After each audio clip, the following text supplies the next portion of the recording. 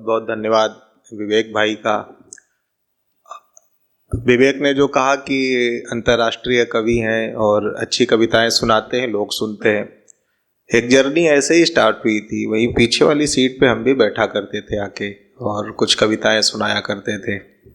तो लगता था कि कुछ लोग सुन लेंगे, कुछ लोग नहीं सुनेंगे। लेकिन होता ना कि जैसे मैम अभी कह रही थी, जिंदगी में कुछ लोग ऐसे होते हैं कि ना उनको हम छोड़ सकते हैं ना हम उनको पा सकते हैं। हमारी जिंदगी में वही कारवां है। तो अभी हमें पैसे तो नहीं देते हैं, लेकिन हम इन्हें छोड़ नहीं सकते हैं क्योंकि हम दिल से प्यार करते हैं और ये हमें दिल से प्यार करते हैं। ऐसा हमें लगता है, पता नहीं करते हैं कि नहीं करते हैं। तो लेकिन है ना कि लखनऊ में ये बड़ा मुश्किल होता था नए लोगों के लिए कि वो कहाँ जाए, कहाँ परफॉर्म करें। एक उम्मीद बन के कारवां आया और तमाम लोगों को इन्होंने मंच दिया, स्टेज दिया। अभी तक मैंने जितनी बातें की, हो सकता है उसमें कुछ झूठ हो, लेकिन एक बात मैं सच कह रहा हूँ कि हमने भी इंस्टाग्राम बनाया था अपना बहुत पहले, तो 600-700 फॉलोअर हुआ करते थे ऐसे ही। तो लोग कहते थे कि वो चैनल डेड हो गया और कुछ नहीं होगा। लेकिन एक दिन मैं यहीं कारवां में आया, मैंने परफॉर्म किया और यहीं से रोशन भाई ने वीडियो भेज दी, कहा कि यार ये वीडियो लगा देना इंस्टाग्राम पे। फिर उस वीडियो को अप्रॉक्स 25 से 30 मिलियन लोगों ने देखा और आज हमारे पेज को, हमको लोग मतलब मिलियंस में देखते हैं, मिलियंस हिट मिलती है। तो मैं चाहता हूँ कि एक बार आप लोग कारवां के लिए तालियां बजा दीजिए। कुल मिला के प्रमोशन पेड था। तो इसके लिए जो हमको धनराशि मिलेगी उसके हम आप सबको चाहे और समोसे खिलाएंगे। दोस्तों, हमारा नाम सौरभ जायसवाल है और हम छोटी छोटी कविताएं सुनाते हैं, लोगों को हंसाते हैं, हमारा ऐसा काम है। मुझे लगता है कि मैं ऐसा कर लेता हूँ, आज देखता हूँ कि कहाँ तक कर सकता हूँ। देखिए क्या कि पति और पत्नी का जो रिश्ता होता है बिल्कुल साइकोलॉजिकल होता है, जिसमें पति लॉजिकल होता है।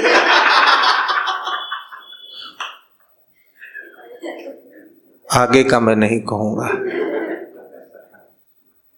कुल मिला के पत्नी साइको ही होती है। तो हाँ, ये होता है। अच्छा, अभी क्या है कि अभी वुमेन्स डे मनाया गया। मैम अभी वुमेन्स डे की उन्होंने बधाई भी दी। हम भी बधाई देना चाहते हैं, लेकिन कुछ डे की बधाई हम इसलिए नहीं दे पाते हैं क्योंकि कल हमने एक मोहतरमा को कहा हैप्पी वुमेन्स डे, तो बड़े जोशो खरोश में आके उन्होंने बोला सेम टू यू। तब से हमको अपने ऊपर शक हो रहा है, हमको अपने पुरुषत्व पे शक हो रहा है। तो इसलिए हम नहीं विश करते हैं। हमारे तो दोस्त कुछ ऐसे हैं, अगर उनको हैप्पी बर्थडे बोलो तो कहते हैं सेम टू यू। हमने कहा भाई तुम्हारा है। हाँ, तो हाँ, बड़ी दिक्कतें होती हैं आजकल। मतलब आदमी इतना जल्दी है सेम टू यू में।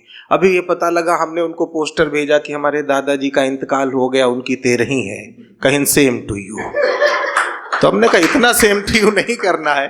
हाँ, तो ऐसे थोड़ी होता है। लेकिन लोग पता नहीं कितना जल्दी में है, तो इतना जल्दी में नहीं होना चाहिए। लेकिन मुझे लगता है कि आप लोग जो यहाँ पर इकट्ठा हुए हैं, क्यों इकट्ठा हुए हैं, जरूर कोई ना कोई लॉजिक होगा।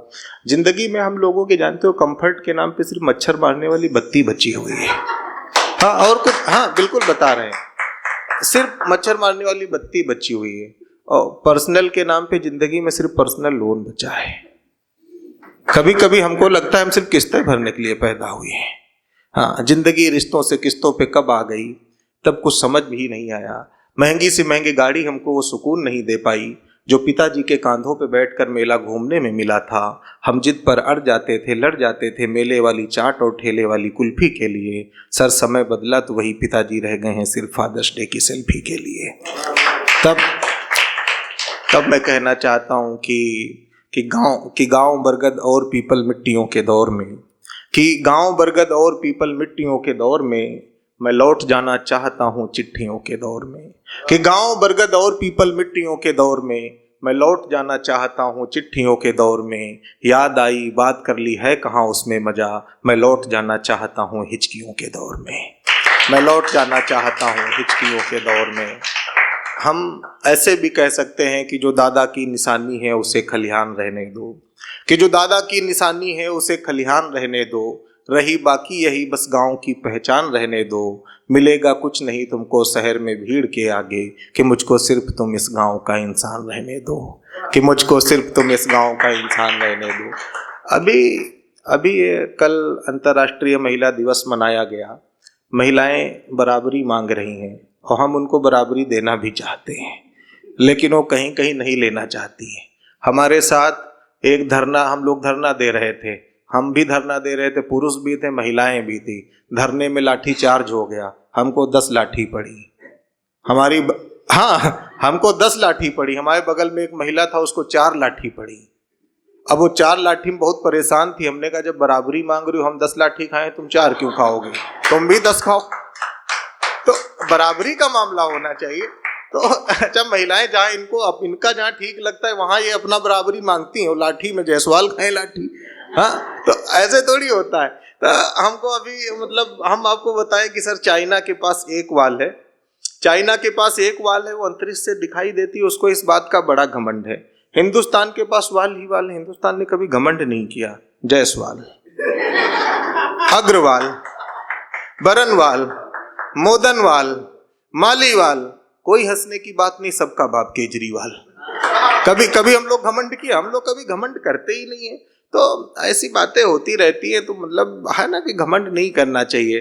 तो हमने कहा कि मतलब एक मेरे दोस्त की पत्नी है जो जाम लगा देती है, कि एक मेरे दोस्त की पत्नी है जो जाम लगा देती है, कभी कभार नहीं सुबह शाम लगा देती है, और मेरी पत्नी ही की रजत शर्मा समझ आता ही नहीं, घर पहुंचते ही मेरे ऊपर इल्जाम लगा देती है, कि घर पहुंचते ही मेरे ऊपर इल्जाम लगा देती है। तो ऐसे होता है। देखिए, हमने कहा कि बेबी बाबू जानू जान से डर लगता है, समस्याएं बड़ी हैं। हमने कहा कि बेबी बाबू जानू जान से डर लगता है, अब तेरी कातिल मुस्कान से डर लगता है, मोबाइल का खर्चा तो जैसे तैसे ढेला था। कि बेबी बाबू जानू जान से डर लगता है, अब तेरी कातिल मुस्कान से डर लगता है, मोबाइल का खर्चा तो जैसे तैसे झेला था, अब तेरे मेकअप के सामान से डर लगता है। कि अब तेरे मेकअप के सामान से डर लगता है। हाँ, कि वो मीठी है सहज सी नमकीन नहीं है, कि मीठी है सहज सी वो नमकीन नहीं है, पर जितना समझ रहे हो उतना हसीन नहीं है, और जिसमें तुमको अपनी जिंदगी का सीन लग रहा, वो मैसे तलक तुम्हारे करती सीन नहीं है, वो मैसे तलक तुम्हारे करती सीन नहीं है। हम ऐसे भी कह सकते हैं कि पूछने हाल तक नहीं आई, कि पूछने हाल तक नहीं आई, अपनेपन के सवाल तक नहीं आई, कि पूछने हाल तक नहीं आई, अपनेपन के सवाल तक नहीं आई, जो बात बात पे नस काट लेती थी, 4 साल से उसकी मिसकाल तक नहीं आई। कि बात बात पे जो नस काट लेती थी, 4 साल से उसकी मिसकाल तक नहीं आई। हकीकत यही, बाकी कुछ भी नहीं है। हम आपको ऐसे बताएं कि बातें प्यारी करते रह गए, कि बातें प्यारी करते रह गए, हम उसकी निगरानी करते रह गए, कि बातें प्यारी करते रह गए, हम उसकी निगरानी करते रह गए। कल मास्टर उसको ब्याह कर ले गया, हम है कि तैयारी करते रह गए। कल मास्टर उसको ब्याह कर ले गया, हम है कि तैयारी करते रह गए। तो ये सबके जीवन में घटता है, सब लोग सुना नहीं पाते, हम सुना देते हैं। तो ये चीजें, थोड़ी सी तालियां बजा दीजिए, हम सांस ले लें, क्योंकि सांस भी लेना होता है। तो ये चीज है। तो बस मैं एक आधी कविता और सुना दूं आपको, और फिर अपनी जगह पे बैठ जाता हूँ, फिर आप लोगों को सुनता हूँ। हमने लिखा कि हम कह रहे थे कि सफर लंबा हो चाहे छोटा हो, चलने का सलीका बता देती है। कि सफर लंबा हो चाहे छोटा हो, चलने का सलीका बता देती है। मैं जब भी घर से निकलता हूँ माँ काला टीका लगा देती है। मैं जब भी घर से निकलता हूँ माँ काला टीका लगा देती है। आप सब लोगों ने एक दृश्य जरूर देखा होगा, जब भी आप अपने घर से निकलते हैं तो आपको लोग छोड़ने आते हैं, सब लोग तो चले जाते हैं, लेकिन एक शख्स आपको तब तक देखता रहता है जब तक आप उसको नज़र में आते हो। तब मैं एक शेर पढ़ता हूँ कि पलट कर देखना पीछे भला मैं छोड़ दूं कैसे, कि पलट कर देखना पीछे भला मैं छोड़ दूं कैसे, कि मैं जब तक नजर आता हूँ माँ घर में नहीं जाती, कि मैं जब तक नजर आता हूँ माँ घर में नहीं जाती।